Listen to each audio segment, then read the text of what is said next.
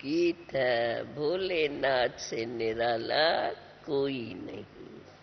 बाबा कहते हैं बच्चे समझते हैं हम भोलानाथ शिव बाबा के सन्मुख बैठे हैं, उनके ही महावाक्य हम सुन रहे हैं और ब्रह्मा मुख के द्वारा ये सहज राजयोग भी सीख रहे हैं। सभी वेदों, ग्रंथों, शास्त्रों, उपनिषदों का सार बाप बैठ करके तुम्हें समझाते हैं। यह सब बच्चों के बुद्धि में ही बैठा हुआ है। चित्रों में भी है, ब्रह्मा के द्वारा स्थापना, तो ब्रह्मा द्वारा ही तो सभी वेदों शास्त्रों का सार सुनाया है। तो तुम बच्चों को बाबा कहते हैं ये सब कौन समझाते हैं? क्या याद रहना चाहिए? परम पिता परमात्मा भोलानाथ शिव बाबा, वो है निराकार। इसलिए हर बात ब्रह्मा के द्वारा ही समझाते हैं। जिसको समझाते हैं वो फिर औरों को भी समझाते रहते हैं। अगर नहीं समझा सकते तो गोया वो खुद ही नहीं समझे हैं। अर्थात न समझने वालों को क्या शब्द दिया जाता है? अर्थात बेसमझ है। बेसमझ को ही तो समझाया जाता है। बाप सबको कहते हो तुम सब बेसमझ हो। तुम जब बाप को भला जानते हो? बताओ। तुम भारतवासियों ने ही वर्षा लिया था, पूछ करके फिर जवाब भी देते हैं। तुम भारतवासियों ने ही वर्षा लिया था। सत्युग में स्वराज्य था और फिर रावण राज्य होने से तुमने ये अपना वर्षा गंवा दिया। रावण राज के कारण तुम पतित बेसमझ कंगाल बन पड़े हो। सभी अभी आसुरी मत पर ही चलते रहते हैं। बाबा कहते तुम बच्चे समझते हो कल पहले भी हमको बाप ने आकर के क्या बनाया? समझदार बनाया था। हम ही तो विश्व के मालिक बने थे। क्यों बाबा हमें ये बेहद की बातें बताए? हमें स्मृति रहे हम ही तो विश्व के मालिक बने थे। अब तो हम माया के गुलाम बन पड़े हैं या बन पड़े थे? अभी नहीं कहे कि हम बन पड़े हैं, पर बन पड़े थे। संपत्ति के गुलाम नहीं थे। माया, मनुष्य कहीं संपत्ति को माया कहते हैं ना। जिसको बहुत पैसा होते हैं कहते हैं इसको माया का बहुत नशा है। तो बाबा कहते हैं संपत्ति के गुलाम नहीं थे। माया कोई संपत्ति को नहीं कहा जाता है। माया अर्थात रावण के गुलाम थे। 5 विकारों के जंजीरों में बंधे हुए थे और शोक वाटिका में थे। बरोबर रावण का राज सारी विश्व पर है, खास भारतवासी और आम सारी दुनिया सभी रावण के जंजीरों में बंधे हुए हैं। इसलिए जो कुछ करते हैं रंग ही करते हैं। बाप आकर के तुम्हें सब राइट बताते हैं। इसलिए परमपिता परमात्मा को राइटियस ही कहेंगे, रावण को अनराइटियस कहेंगे। आधा कल्प राइटियस राज चलता है और आधा कल्प अनराइटियस राज चलता है। रावण राज को तो झूठी दुनिया ही कहा जाता है। अभी बाबा कहते तुम बच्चे जानते हो परमपिता परमात्मा जो ज्ञान का सागर है वो ही हमें अभी समझा रहे हैं ब्रह्मा के द्वारा। गाया हुआ भी है, सेकंड में जीवन मुक्ति। ऐसे तो बहुत कहते हैं सेकंड में जीवन मुक्ति, परंतु इस समय सब जीवन बंध में है। खास भारतवासी ही एक सेकंड में जीवन मुक्ति का वर्षा लेते हैं।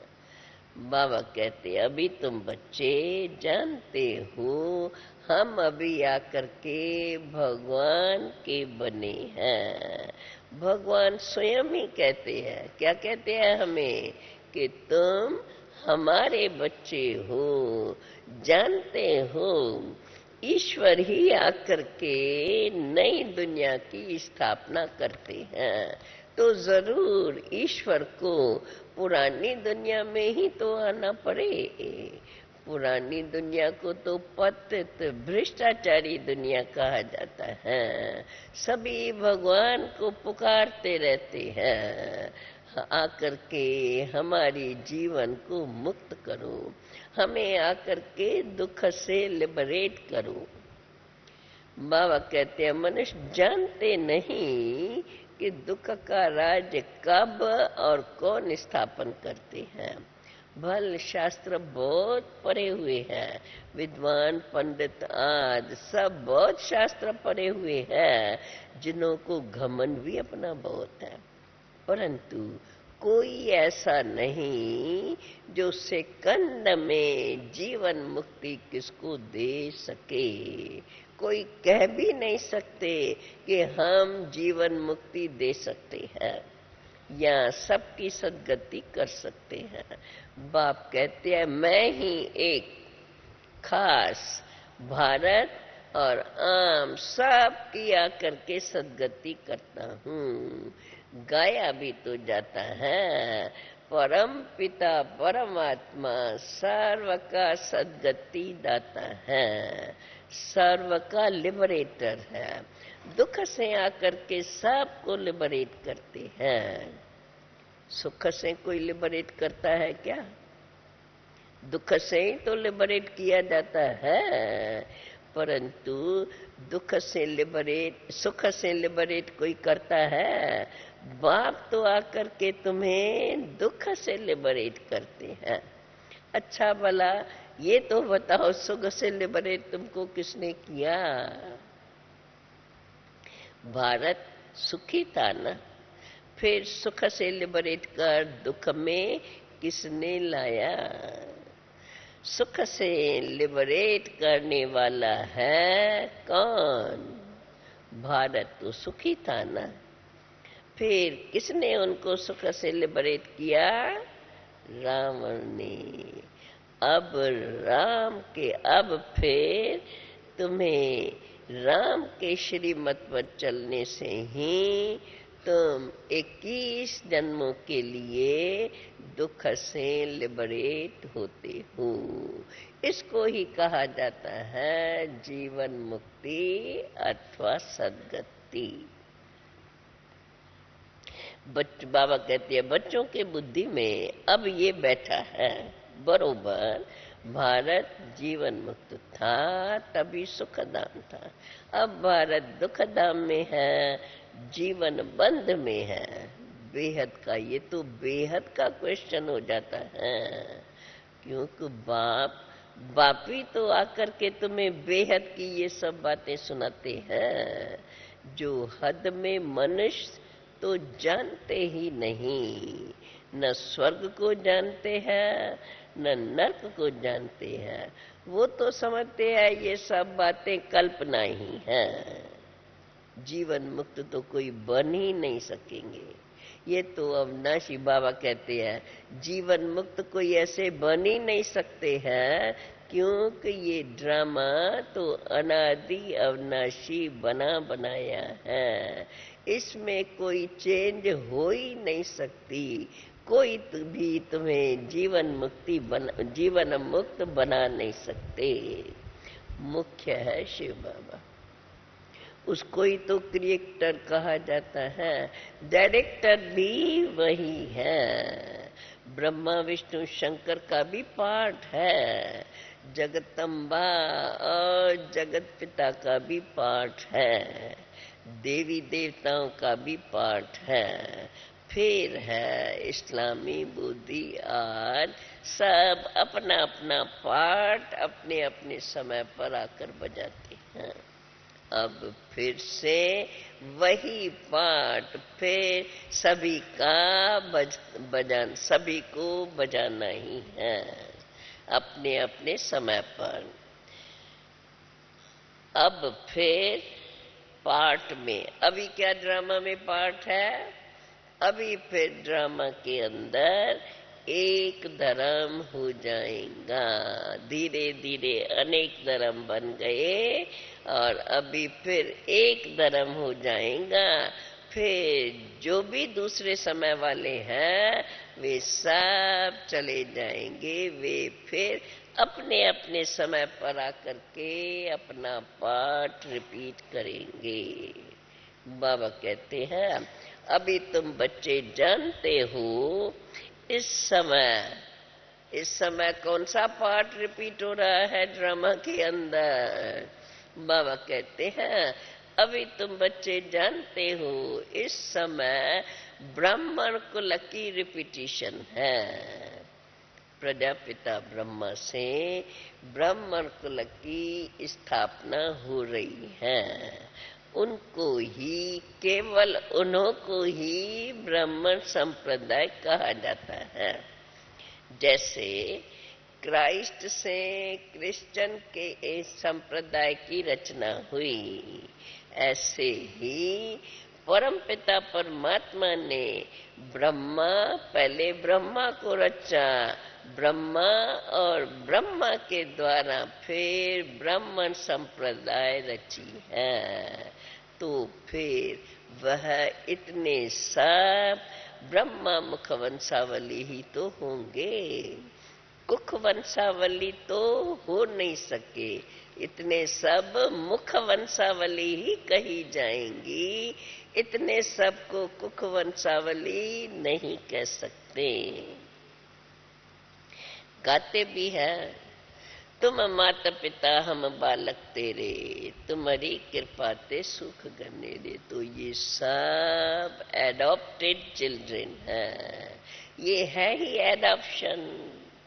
पहले ब्रह्मा को एडॉप्ट किया, फिर ब्रह्मा के द्वारा तुम ब्राह्मण ब्राह्मणियां एडॉप्ट होते हैं।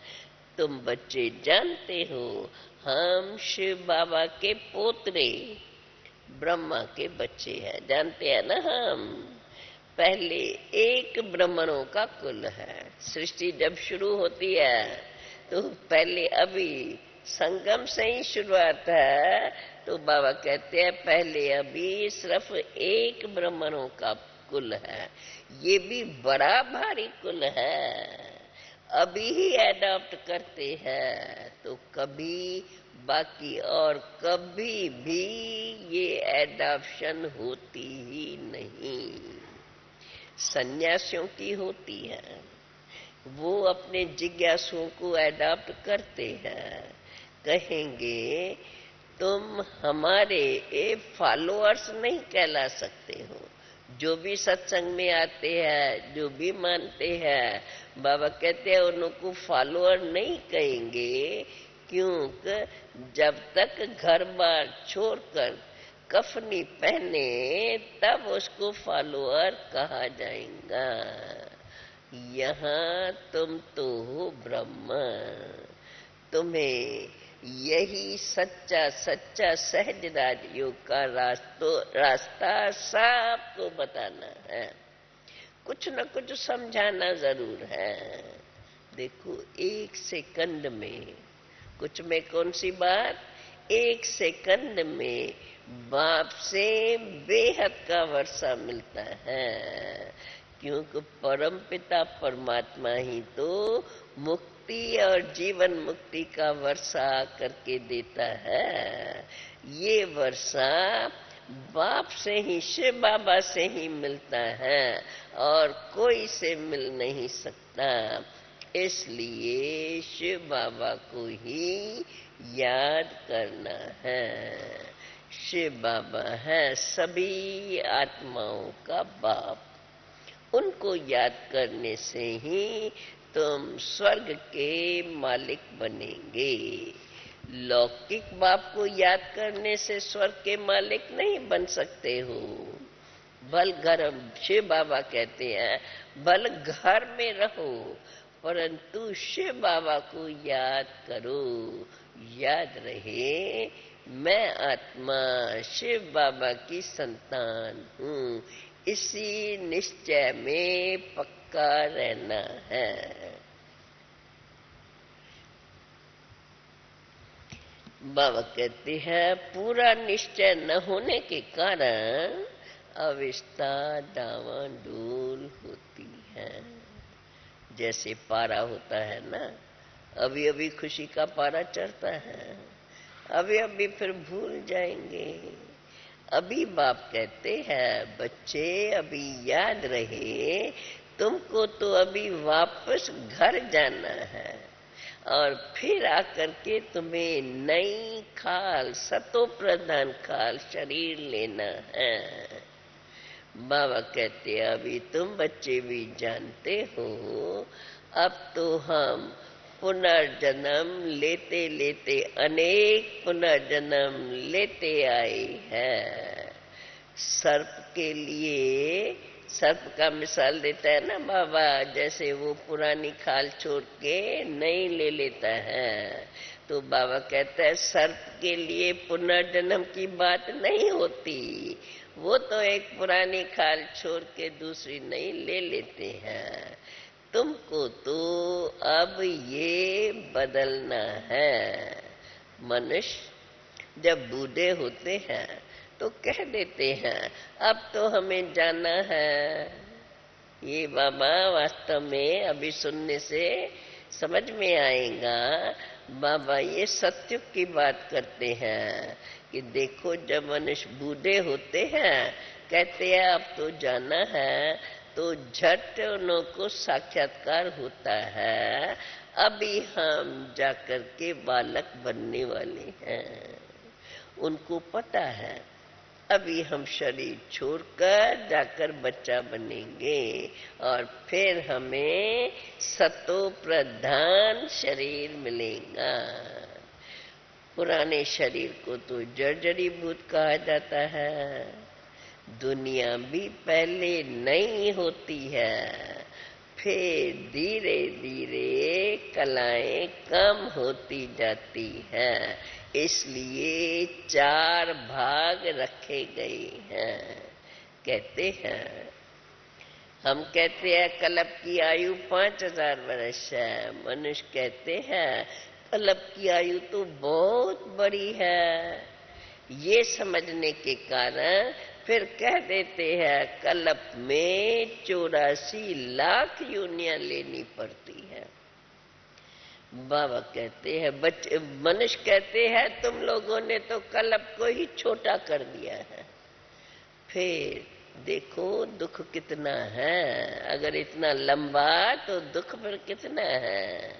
लाखों वर्ष आयु लगाने से समझते हैं 84 जन्म होते होंगे। कल्प की लाखों वर्ष आयु लगाने से समझते हैं कि जरूर लाखों वर्ष कल्प है तो 84 लाख योनियां होती होंगी। अपना अंदाज लगाते हैं। अब बेहद का बाप तुम्हें बैठ के समझाते हैं। अब ये सब बातें कभी भूलनी नहीं चाहिए। स्टूडेंट कब टीचर को भूलते हैं क्या? तुम भी जानते हो। अभी हम पढ़ने आए हैं, ये है ईश्वरी पाठशाला। अभी हम ईश्वरी क्लास में पढ़ने आते हैं। देखो मुरली सब सेंटर्स वाले सुनते हैं। पढ़ाने वाला तो एक ही ज्ञान का सागर बाप ठहरा। उनको ही ज्ञान का सागर, पतित पावन, सर्व का सद्गति दाता कहा जाता है। सर्व अर्थात भारत और सभी खंड आ जाते हैं। अभी बाबा कहते हैं अभी तो तुम बच्चे हो ईश्वरी संतान, अभी तुम ईश्वर के द्वारा जितना पढ़ेंगे उतना ही ऊंच पद पाएंगे। पढ़ाई भी बड़ी सहज है, सिर्फ 2 अक्षर ही तो याद करनी है। तुम कोई को भी ये कह सकते हो, परम पिता परमात्मा बेहद के बाप को याद करो तो तुमको स्वर्ग में बेहद का सुख मिलेगा। बस सिर्फ एक बाप को याद करो। अंतकाल में अगर दूसरा कोई याद आया तो गाया हुआ है, अंतकाल जो स्त्री स्मरे। कौन सी जूनवल वाला उतरे, जानते हो ना? ऐसे तो फिर ऐसे ही जन्म में जाएंगे। बाप कहते हैं बच्चे ये मंजिल बड़ी भारी है, सावधानी से सीढ़ी पर संभल संभल करके चलना है। 1-2 को सावधान करते रहना है। शिव बाबा को याद करते रहो, शिव बाबा को याद करते रहो। ये जब शिव बाबा के याद की बात पहले निकली थी, मैं समझती हूँ बहुतों को पता होगा, सुनी होंगी बहुत बार। बाबा ने छोटे छोटे लकड़े पर, छोटे छोटे लकड़ों पर शिव बाबा को याद करो, स्वर्ग का वर्षा याद करो, ऐसे ऐसे बना करके हर जगह पर, बाथरूम में, लैट्रिन में, हर जगह पर, कदम कदम पर जैसे बाबा ने ये लगा दिया। और हम भी शुरू शुरू में 1-2 को याद दिलाते रहते थे, या तो इशारा कर देखो ये क्या लिखा हुआ है। कभी कोई को समझो कोई ऐसा वैसा कुछ बोल देता है, फौरन देखो बाबा ने क्या कहा है। तो बाबा कहते हैं 1-2 को याद दिलाते रहो कि शिव बाबा को याद करना है। बस सिर्फ ये 2 अक्षर याद करने हैं। बाप बैठ करके तुम बच्चों को समझाते हैं। बाबा कहते हैं देखो मंजिल बहुत भारी है, बड़ी सावधानी से सीढ़ी पर संभल कर चलना है। 1-2 को सावधान करते रहना है। शिव बाबा को याद करते रहो। बाप बैठकर बच्चों को समझाते हैं, बच्चे इन गुरुओं का भी मुझे ही उद्धार करना है, तुम माताओं के द्वारा। तो माता गुरु के बिगड़ कोई का भी उद्धार नहीं होना है। माता को ही बाप ने निमित्त रखा है। जगतम्बा मुख्य है ना, देखो उनका कितना प्रभाव है। ब्रह्मा का इतना नहीं है, ब्रह्मा का तो सिर्फ पुष्कर में ही मंदिर है, वहां पर बहुत करके पुरुष ही जाते हैं, बहुत दूर है ना, शहर से थोड़ा दूर है, बहुत करके वहां पुरुष ही जाते हैं। अम्बा का देखो कितना बहुत मान है, जहां तहां देवियों के मंदिर पर बहुत मेले लगते हैं। गुरुओं के, बाकी तो गुरुओं के मत पर चलते चलते बहुत धक्के खाए हैं। बताओ फायदा क्या हुआ? कुछ भी नहीं। उतरती कला होने से भारत को पतित तो बनना ही है, बाकी वापस तो अब तक कोई जा नहीं सके। बाबा कहते हैं तुम बच्चे समझ गए हो, अभी जो भी मनुष्य मात्र है अभी तो है ही पतित दुनिया, अभी तो सब जर्जरीभूत अवस्था में पहुंचे हैं। इस दुनिया में मनुष्यों को देखो अब कितना दुख है, कदम कदम पर दुख बढ़ता ही जाता है। अभी तुम बच्चे समझते हो, बाहर तो अभी बाबा कहते हैं अभी तुम बच्चे ये बातें समझते हो, बाकी बाहर तो सब बिल्कुल ही बेसमझ हैं, बाप को ही नहीं जानते हैं। कहते भी है, गाते रहते हैं, तुम माता पिता हम बालक तेरे, तुम्हारी कृपा ते सुख गनेरे। तो जरूर है वो स्वर्ग रचने वाला है, जो होकर के जाते हैं उसको क्यों याद करते हैं? क्योंकि वो स्वर्ग आकर के रचता है। तो जो होकर जाते हैं फिर उनका गायन चलता आता है। बाबा कहते अभी तुम बच्चे जानते हो, अब फिर से स्वर्ग की स्थापना हो रही है। जब स्वर्ग था तो दूसरे कोई भी धर्म वाले नहीं थे। अब देखो दूसरे सब धर्म हैं, परंतु ये देवता धर्म नहीं है, जो फाउंडेशन वो नहीं है। अब वो जो आदि सनातन देवी देवता धर्म था, अब फिर से उसकी स्थापना हो रही है। आधा कल्प तक ये चलेगा, फिर और कोई धर्म धीरे धीरे निकलते रहेंगे। उसके पहले और कोई धर्म निकलता नहीं, एक ही धर्म आधा कल्प रहेगा। तो आधा कल्प सूर्यवंशी और चंद्रवंशी स्वराज्य, ये है तुम्हारा ईश्वरी जन्म सिद्ध अधिकार। Heavenly God fatherly birth right है। जानते हो, तुम्हें याद रहे, हम अभी अपने स्वर्ग की स्थापना कर रहे हैं। किस लिए? बाबा कहते हैं इसलिए तुम अभी राज करने के लायक बन रहे हैं। वही हमको पढ़ाता है, वही हमको लायक बना रही है। रोज रोज आकर के बाप हमें समझाते हैं। किस लिए? पक्का करने के लिए।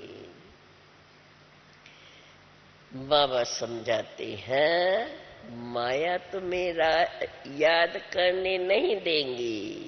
तुम कितनी भी कोशिश करो, बाबा को याद करने के लिए तुम्हारी युद्ध चलती रहेगी। बाप तुम्हें बैठ करके बार बार रास्ता बताते रहते हैं कि अब क्या करूं। अब जो आकर के पूछते हैं, बताते हैं, तो बाबा जानते हैं माया तुम्हें याद करने नहीं देंगी, इसलिए बार तुम्हें रास्ता बताते रहते हैं। अब ये करो, अब ऐसा करो, अब ऐसा करो, क्योंकि तुम तो सब हो कर्म योगी। बच्चे भी तंग करते रहेंगे, माताएं आके बताती है ना, तो बाबा कहते हैं हाँ बच्चे तंग करने लगते हैं, क्योंकि अभी तो है ही रौरव नर्क, दुख देने वाली संतान है। सत्युग में तो होती है सुखदायी संतान, क्योंकि वो है ही सुखधाम। वह कोई ऐसी चीज होती ही नहीं जिससे दुख हो, वह मैलापन हो। यहाँ तो देखो कितना दुख है, बीमारियां भी कैसी कैसी गंदी निकलती हैं।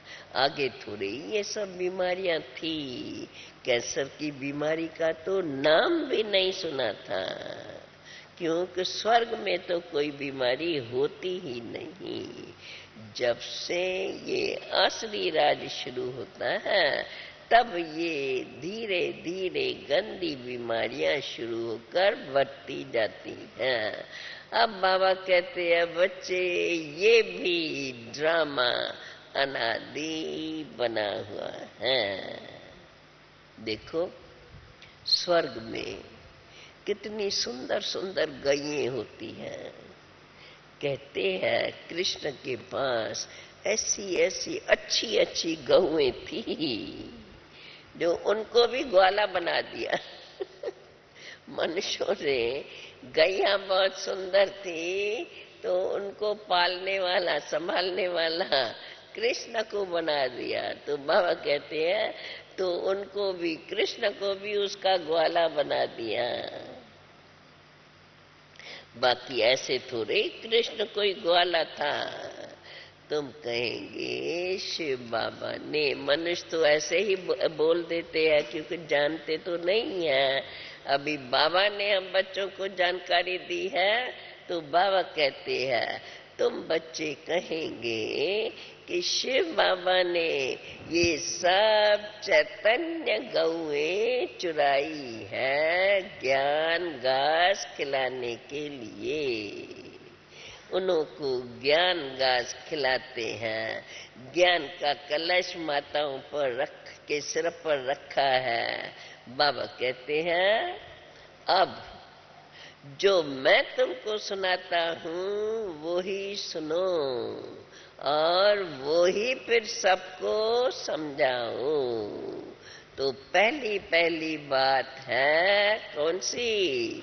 एक ही बात। बड़ी बाबा कहते बड़ी सहज है, बस दो ही शब्द तो याद करने हैं। पहली बात है मन मना भव। मुझे याद करो तो तुम्हारे विक्रम सब भस्म हो जाएंगे। ये है सबसे बहुत सहजते सहज उपाय। अच्छा, ऐसा सहज उपाय सदा याद रहे और सदा बाप की याद बनी रहे। अच्छा, मीठे मीठे सिकील दे बच्चों प्रेत मात पिता बाप दादा का याद प्यार और गुड मॉर्निंग रूहानी बाप की रूहानी बच्चों को नमस्ते। रूहानी बच्चों की रूहानी बाप को नमस्ते।